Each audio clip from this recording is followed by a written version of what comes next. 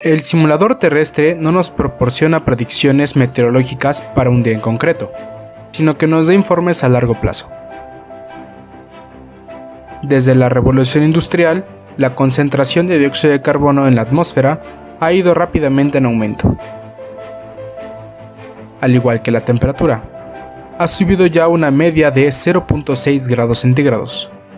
El Panel Internacional sobre el Cambio Climático estima que dentro de un siglo, la concentración de dióxido de carbono podría aumentar hasta 960 partes por millón, 2,6 veces más que hoy, si sigue creciendo la economía mundial y si seguimos consumiendo combustibles fósiles. Con la firma del Protocolo de Kioto, los países industrializados se comprometen a reducir sus emisiones de dióxido de carbono hasta quedar un 5% por debajo de los niveles obtenidos en 1990. Si se logra este objetivo, las emisiones de CO2 llegarán únicamente a 860 partes por millón.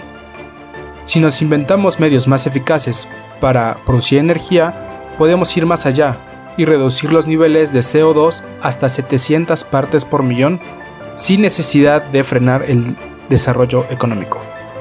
Este valor de 700 partes por millón es el que sirve de base para las proyecciones del simulador terrestre. El simulador predice que, en el peor de los casos, en 100 años, la temperatura de la Tierra aumentará 4,2 grados centígrados.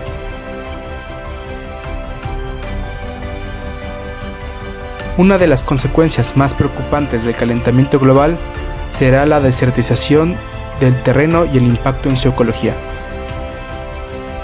Este mapa nos muestra la posible evolución de la desertización en los próximos 100 años. Cuanto más rojo sea una zona, más seca y árida será. En el 2100 será muy grave en el sur del continente africano, en el largo de Europa y en la zona mediterránea, y también en el continente americano. Ahora, los investigadores están prestando atención principalmente al Amazonas. Como se puede ver en esta región, puede llegar a ser extremadamente seca. La especial interacción entre el agua y la vegetación confiere a la selva amazónica toda la riqueza de su ecosistema. Esta selva tropical, con una superficie de aproximadamente de 8 millones de kilómetros cuadrados, está atravesada de lado a lado por el Amazonas, el río más caudaloso del mundo. Entre agosto y octubre del 2005, la región ha soportado una estación seca excepcional que ha dado al mundo una idea de lo que sería el Amazonas dentro de 100 años. Este río gigantesco, cuyo curso alcanza los 10 kilómetros de ancho, está casi seco. En la zona verde clara podemos ver la hierba que ha crecido en la parte seca del cauceo. En algunos lugares el nivel del agua ha descendido de 5 a 10 metros. La superficie del río se ha llenado de peces muertos. La cantidad de agua no tenía suficiente oxígeno para mantenerlos vivos. Esta sequía va ligada a un excepcional aumento de la temperatura de la superficie de las aguas del Atlántico. Habitualmente, el aire cargado con la humedad del océano sobrevuela la cuenca del Amazonas hasta toparse con la cordillera de los Andes. Ahí es donde se eleva y se condensa, formando nubes que sueltan su lluvia.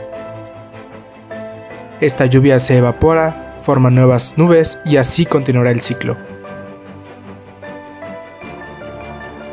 Pero en el 2005, la inusual temperatura de la superficie del agua del océano calentó el aire, creando una corriente ascendente sobre el aire. Fue en ese lugar donde se formaron las nubes. Descargaron su lluvia sobre el océano y se extendió sobre el Amazonas una corriente de aire seco y caliente,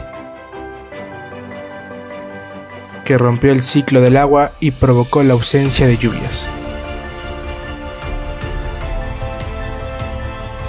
Según las proyecciones del simulador terrestre, el calentamiento global traerá un aumento de la temperatura de los océanos que rodean a Sudamérica.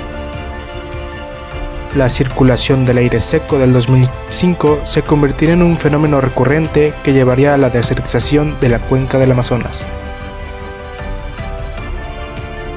El profesor Peter Cox del Consejo de Investigación del Medio Ambiente en Gran Bretaña ha desarrollado una simulación de la evolución de la selva amazónica durante este siglo. Los resultados son sobrecogedores. Durante la segunda mitad del siglo, la persistente sequía de esta zona llevará a la aparición de zonas desérticas, comenzando por la embocadura del Amazonas y siguiendo progresivamente su curso hasta la selva poco a poco desaparezca. En el 2100, 2/3 de la selva habrán dado paso a una vasta zona desértica. Así sería la evolución de la desertización del Amazonas. El descenso de las precipitaciones daría falta de agua a la vegetación y muchos árboles se debilitarían.